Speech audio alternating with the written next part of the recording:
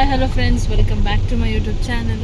ಎಲ್ಲರೂ ಹೇಗಿದ್ದೀರಾ? I hope ಎಲ್ಲರೂ ಚೆನ್ನಾಗಿದ್ದೀರಾ ಅಂತ ಭಾವಿಸ್ತಾ ಇವತ್ತಿನ ಬ್ಲಾಗ್ನ ಸ್ಟಾರ್ಟ್ ಮಾಡ್ತಾ ಇದ್ದೀವಿ. ಸೊ ನೆನ್ನೆ ಬ್ಲಾಗ್ ನೋಡಿರ್ತೀರಾ, ಏನೇನು ಕತೆ ಎಲ್ಲ ಆಯಿತು ಅಂತ ಅಂದ್ಬಿಟ್ಟು.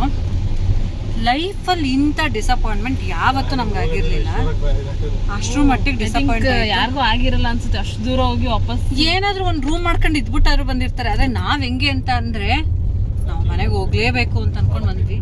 ಅದೇ ಅಥರ್ವ ಇಲ್ಲ ಅಂತ ಅಂದಿದ್ರೆ ಮೇ ಬಿ ಎಲ್ಲಾದ್ರೂ ಸ್ಟೇ ಆಗ್ತಾ ಇದ್ವಿ. ಹಂಗೆಲ್ಲ ಆಯ್ತು. ಇವತ್ತಾದ್ರೂ ಈ ಕತೆ ಏನು, ಈಗ ಮತ್ತೆ ನಾವೇನೋ ಟ್ರಿಪ್ ಹೋಗ್ತಾ ಇದೀವಿ ಅನ್ಕೊಂಡ್ರೆ ಖಂಡಿತವಾಗ್ಲೂ ಇಲ್ಲ. ನಾವು ಹೋಗ್ತಾ ಇರೋದು ಇಲ್ಲೇ ಪಕ್ಕದ ಲೇಔಟ್ ಅಲ್ಲಿ ಹೋಗ್ಬಿಟ್ಟು ರೀಲ್ಸ್ ಮಾಡೋಣ ಅಂತ ಅಂದ್ಬಿಟ್ಟು ಹೋಗ್ತಾ ಇದೀವಿ. ಫುಲ್ ಡಿಸಪಾಯಿಂಟ್ ಆಗೋಯ್ತು. ನಿನ್ನೆ ಹೋಗ್ಬೇಕಾದ್ರೆ ಫುಲ್ಲು ಏನು ಸಾಂಗ್ಗಳು ಸೇವ್ ಮಾಡಿ ಇಟ್ಕೊಂಡಿದ್ದೇನು ಹಂಗ್ ಮಾಡ್ಬೇಕು ಹಿಂಗ್ ಮಾಡ್ಬೇಕು ಅಂತ.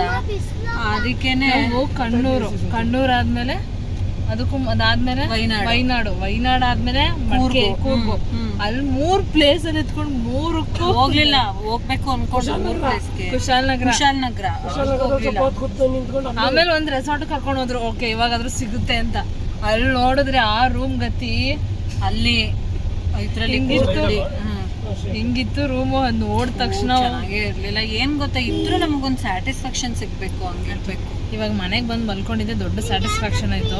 ಈಗ ಎದ್ದು ಫ್ರೆಶ್ ಅಪ್ ಆಗಿ ಬೆಳಿಗ್ಗೆ ರೈಸ್ ಬಾತ್ ಮಾಡ್ಕೊಂಡ್ವಿ, ಈಸಿಯಾಗಿ ಆಗುತ್ತೆ ಅಂತ ತಿಂಡಿ ತಿನ್ಕೊಂಡು ಈಗ ಒಂದೆರಡು ರೀಲ್ಸ್ ಮಾಡ್ಬಿಟ್ಟು ಬರೋಣ. ಮನೆಗೆ ಇವತ್ತು ವಡೆ ಪ್ಲಾನ್ ಮಾಡ್ಕೊಂಡಿದೀವಿ. ಈಗ ಹೋಗಿ ಅಡುಗೆ ಮಾಡ್ಬೇಕು. ನಾವು ಎಲ್ಲರೂ ಇನ್ವೈಟ್ ಮಾಡಿದೀವಿ. ಅಕ್ಕನ ಎಲ್ರಿಗೂ ಬನ್ನಿ, ನಾನು ರಕ್ಷಿತಾ ಸೇರ್ಕೊಂಡು ಇವತ್ತು ವಡೆ ಮಾಡಿ ಮೊಳಕಾಳು ಸಾರು ಮಾಡ್ತೀವಿ ಅಂತ. ಸುಮ್ಮನೆ ಒಂದ್ ಕಡೆ ಸುಮ್ಮನೆ ಇರ್ಬೋದಿತ್ತ, ಇವತ್ತು ಸುಮ್ಮನೆ ರೆಸ್ಟ್ ತಗೊಂಡು ಅಂತ ಅನ್ಸುತ್ತೆ. ಇನ್ನೊಂದ್ ಕಡೆ ವಡೆ ತಿನ್ಬೇಕಂತ ತುಂಬಾ ದಿನದಿಂದ ಅನ್ಸ್ತಾಯಿತ್ತು. ಇವ್ರುಗಳು ನಾನ್ ವೆಜ್ ತಿನ್ನಲ್ವಲ್ಲ, ಸೊ ವಡೆ ಮಾಡ್ಕೊಂಡ್ರೆ ಅದೊಂದು ಓಕೆ ಚೆನ್ನಾಗಿರುತ್ತೆ ಅಂತ. ಕಡಲೆಬೇಳೆ ವಡೆ ಚೆನ್ನಾಗಿರುತ್ತೆ, ಟೇಸ್ಟಿಯಾಗಿರುತ್ತೆ. ನಂಗೆ ತುಂಬಾ ಇಷ್ಟ ಕಡಲೆಬೇಳೆ ವಡೆ. ಅದಕ್ಕೆ ವಡೆ ಮಾಡೋಣ ಅಂತ ನೆನ್ಸ್ಬಿಟ್ಟು ಬಂದಿದೀವಿ. ಈಗ ಹೋದ ತಕ್ಷಣ ಅಡಿಗೆ ರೆಡಿ ಮಾಡ್ಕೊಂಡು ಈಗ ಹಿಂಗ್ ರೆಡಿಯಾಗಿ ಹಿಂಗ್ ಹೋಯ್ತಾ ಇದೀವಿ ಅಲ್ವಾ, ಮನೆಗೆ ಬಂದ ತಕ್ಷಣ ಜಿಗ್ ಜಿಗ್ ಅಂತ ಫುಲ್ ನಮ್ದು ನೈಟ್ ಡ್ರೆಸ್ ಹಾಕೊಂಡು ಮನೇಲಿ ಹಾಕೊಳ್ಳೋ ಬಟ್ಟೆನ ಪಟ್ ಅಂತ ಅಡಿಗೆ ಮಾಡ್ಬೇಕು. ಓಕೆ ಗೈಸ್, ಆಮೇಲೆ ಸಿಗ್ತೀವಿ ಅಡಿಗೆ ಮಾಡುವಾಗ. ಹಲೋ ಫ್ರೆಂಡ್ಸ್, ಇವಾಗ ರಮ್ಯಕ್ ಅವ್ರ ಮನೇಲಿ ಕಿಚನ್ ಅಲ್ಲಿ ಇದೀವಿ. ಏನ್ ಮಾಡ್ತಾ ಇದೀವಿ ಅಂದ್ರೆ, ಇಲ್ಲಿ ಆಮ್ಲೆಟ್ ತೋರ್ಸೋ ಚಿಂಟು ಅಥರ್ವಂಗೆ ಆಮ್ಲೆಟ್ ಮಾಡ್ಕೊಡ್ತಾ ಇದ್ದಾಳೆ. ನನಗೆ ರಮ್ಯಕ್ಕಂಗೆ ಇಲ್ಲಿ ಮೊಳಕೆ ಕಾಳಿನ ಸಾಂಬಾರ್ ರೆಡಿ ಆಗ್ತಾ ಇದೆ.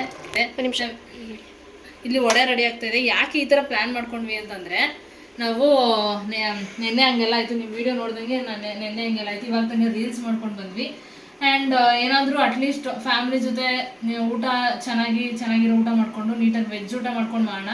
ನಾನ್ ವೆಜ್ ಮೂವಿ ನೋಡ್ಕೊಂಡು ಒಂದು ಮೂವಿ ನೋಡಿಕೊಂಡು ನೀಟಾಗಿ ಒಂದು ವೆಜ್ ಊಟ ಮಾಡ್ಕೊಂಡು ಮಾಡೋಣ ಅಂತ ಪ್ಲ್ಯಾನ್ ಮಾಡಿದ್ವಿ. ರಮ್ಯಾಕ ಈ ಥರ ಪ್ಲ್ಯಾನ್ ಮಾಡಿದ್ರು. ಅದಕ್ಕೆ ನಾನು ರಮ್ಯಾಕ ಮತ್ತು ಚಿಂಟು 3 ಜನ ಸೇರಿಕೊಂಡು ಅಡುಗೆ ಮಾಡ್ತಾಯಿದ್ದೀವಿ. ಈಗ ಆಲ್ಮೋಸ್ಟ್ ಒಂದು 60% ಆಗಿದೆ. ಇನ್ನೊಂದು 40% ಆಗಿಬಿಟ್ರೆ ಮುಗೀತು. ಎಲ್ಲಿ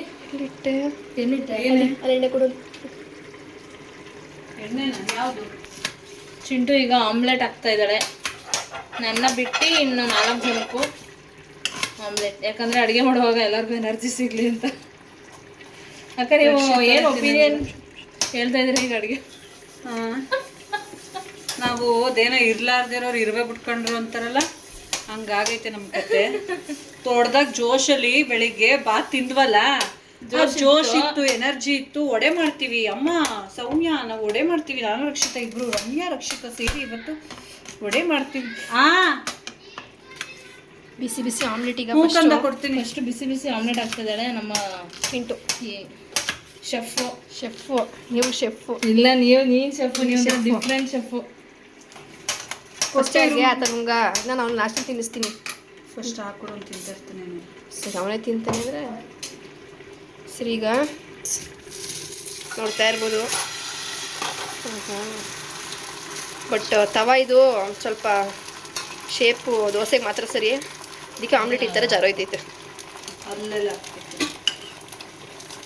ಏನು ಆಮ್ಲೆಟ್ಗೆ ಅಂತ ನಾವು ತವ ಬರುತ್ತಲ್ಲ, ಅದನ್ನ ಯೂಸ್ ಮಾಡಬೇಕು.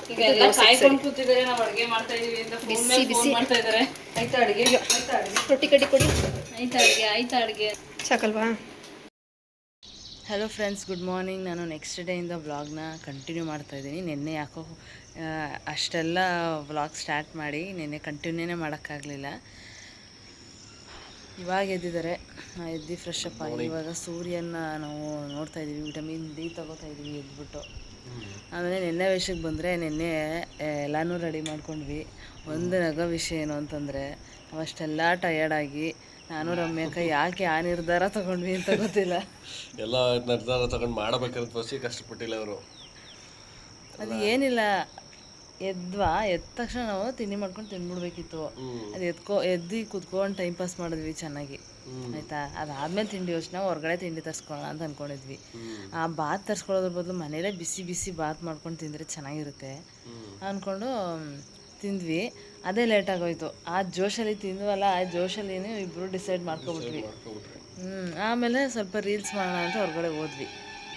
ಅಲ್ಲೇ ಟಯರ್ಡ್ ಆಗೋಯ್ತು. ಅಷ್ಟು ಬಿಸಿಲು, ಯಪ್ಪ ಫುಲ್ ಟಯರ್ಡ್ ಆಗೋಯ್ತು ಅಂದ್ಕೊಳ್ಳಿ. ಅಲ್ಲಿಂದ ಬಂದ ತಕ್ಷಣ 1 ಸೆಕೆಂಡ್ ಕೂತ್ಕೊಳ್ಳದೆ ಸ್ಟಾರ್ಟ್ ಮಾಡಿದ್ದೀವಿ. 1 hour 10 minutesಲ್ಲಿ ನಾವು ಕಂಪ್ಲೀಟ್ ಮಾಡಿದ್ವಿ, ಗೊತ್ತಾ.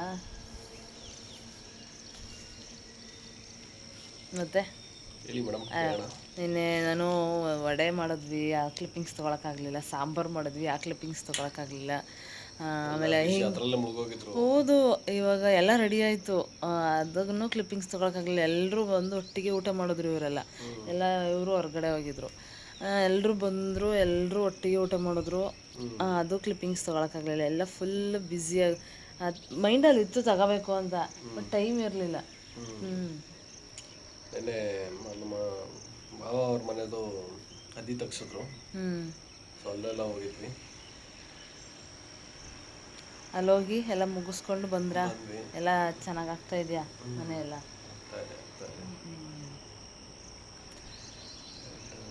ಆ್ಯಂಡ್ ಇವತ್ತು ಹೋಗ್ಬೇಕಲ್ಲ ಡ್ಯೂಟಿಗೆ ಅಂತ ಫೀಲಿಂಗಲ್ಲಿ ಇದ್ದೀನಿ. 2 ದಿನ ರಜೆ ಆಯಿತು. 1 ದಿನ ದೊಡ್ಡ ಫ್ಲಾಪ್ ಆಯಿತು.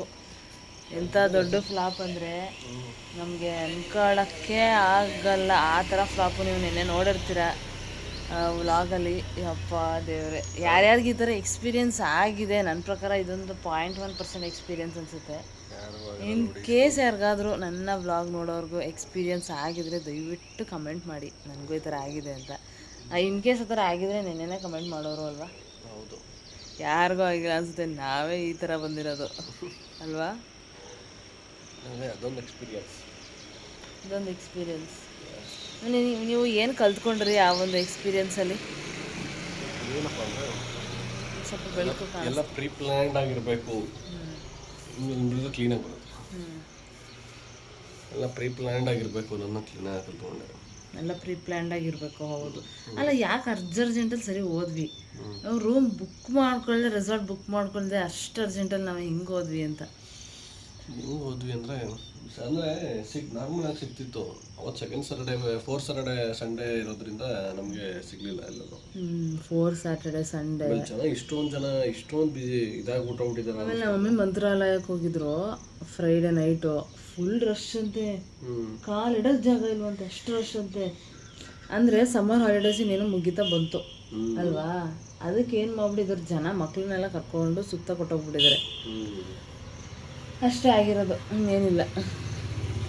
ಓಕೆ, ಫೈನಲಿ ನಾನು ಡ್ಯೂಟಿಗೆ ಹೋಗೋ ದಿನ ಬಂದಿದೆ. ಬೇಜಾರಾಗ್ತಿದೆ ಹೋಗೋಕ್ಕೆ. ಮಂಡೇ ಬಂದರೆ ಇವಾಗ ಫ್ರೆಂಡ್ಸ್ ನಿಮಗೂ ಆ ಥರ ಎಕ್ಸ್ಪೀರಿಯೆನ್ಸ್ ಆಗಿರುತ್ತೆ. ಸ್ಕೂಲ್ ಟೈಮಲ್ಲೆಲ್ಲ ಸಂಡೇ ಮುಗೀತು, ಈವ್ನಿಂಗ್ ಆಯಿತು. ಮಂಡೇ ಬಂದ ತಕ್ಷಣ ಅಯ್ಯೋ ನಾಳೆ ಸ್ಕೂಲ್ಗೆ ಹೋಗ್ಬೇಕಲ್ಲ, ನನಗೆ ನಿಮಗೆ ಇವಾಗ ಡ್ಯೂಟಿಗೆ ಹೋಗ್ಬೇಕಲ್ಲ ಅನ್ನೋ ಫೀಲಿಂಗ್ ಆಗ್ತದೆ. ಬಟ್ ಏನು ಮಾಡೋಕ್ಕಾಗಲ್ಲ, ಹೋದ್ರೆ ಸರಿ ಹೋಗುತ್ತೆ. ಇವತ್ತಿಂದ ಸ್ಟಾರ್ಟ್ ಮಾಡಿ ಸ್ಯಾಟರ್ಡೇವರೆಗೂ ಸರಿ ಹೋಗುತ್ತೆ. ಸಂಡೇ ಒಂದಿನ ರಜೆ ಇರುತ್ತೆ, ಡೋಂಟ್ ವರಿ. 6 ದಿನ ಹೆಂಗೆ ಕಳೀತಿ ಗೊತ್ತಾಗೋದಿಲ್ಲ, ಟಕ ಅಂತ. ಹೌದು, 6 ದಿನ ಹೆಂಗೆ ಕಳೆಯುತ್ತೆ ಅಂತಲೇ ಗೊತ್ತಾಗಲ್ಲ. ಅದೇನು ನಿಜ ಅಲ್ವಾ, ಮಂಡೇ ಸ್ಟಾರ್ಟ್ ಆಗೋದ್ರೆ ಹೆಂಗೆ ವೀಕ್ ಆಗುತ್ತೆ ಅಂತಲೇ ಗೊತ್ತಾಗಲ್ಲ. ಆ್ಯಕ್ಚುಲಿ ಇತ್ತೀಚೆಗೆ ದಿನ ಬೇಗ ಕಳೆಯುತ್ತೆ ಅಂತ ಅನಿಸುತ್ತೆ. ಹೌದು, ಬೆಳಿಗ್ಗೆ ಆಯಿತು ಸಂಜೆ ಆಯಿತು, ಬೆಳಿಗ್ಗೆ ಆಯಿತು ಸಂಜೆ ಅಂತ ಚೇಂಜ್ ಆಗ್ತಾ ಹಿಂಗೆ ಇಷ್ಟನೇ ಇಲ್ಲ ನಿಧಾನಕ್ಕೆ ಆಗ್ಬೇಕಾ ನಿಮಗೆ? ಡಿಪೆಂಡ್ಸ್. ನಮ್ಗೆ ಒಳ್ಳೆ ಬೇಕಾಗಿರೋ ದಿವಸ ಇದ್ರೆ ನಿಧಾನಕ್ಕೆ ಆಗಬೇಕು. ಇರಿಟೇಷನ್ ದಿವಸ, ಬೇರೆ ದಿವಸಗಳಾದರೆ ಬೇಗ ಕಳೆದೋಗ್ತಾ ಇರಬೇಕಾ? ನೋಡಿ ಗೈಸ್, ಹಾಗೆ ಫ್ರೆಂಡ್ಸ್, ಇವತ್ತಿನ ವ್ಲಾಗ್ನ ನಾನು ಇಲ್ಲಿಗೆ ಎಂಡ್ ಮಾಡ್ತಾಯಿದ್ದೀನಿ. ಇದಾಗಿತ್ತು ನನ್ನ ಇವತ್ತಿನ ಒಂದು ಪುಟ್ಟ ವ್ಲಾಗ್. ಈ ವ್ಲಾಗ್ ನಿಮಗೆ ಇಷ್ಟ ಆಗಿದೆ ಅಂತ ಭಾವಿಸ್ತೀನಿ. ಇಷ್ಟ ಆಗಿದ್ದರೆ ಲೈಕ್ ಮಾಡಿ, ಶೇರ್ ಮಾಡಿ, ಹಾಗೆ ಕಮೆಂಟ್ ಮಾಡಿ. ಆ್ಯಂಡ್ ಇನ್ನೂ ಯಾರು ನನ್ನ ಚಾನಲ್ನ ಸಬ್ಸ್ಕ್ರೈಬ್ ಮಾಡಿದೆ ಹಾಗೆ ವೀಡಿಯೋಸ್ನ ನೋಡ್ತಾ ಇದ್ದೀರಾ, ಪ್ಲೀಸ್ ಸಬ್ಸ್ಕ್ರೈಬ್ ಮಾಡಿಕೊಂಡು ವೀಡಿಯೋಸ್ನ ನೋಡಿ ಅಂತ ಕೇಳ್ಕೊತೀನಿ. Thank you, bye bye, have a nice day.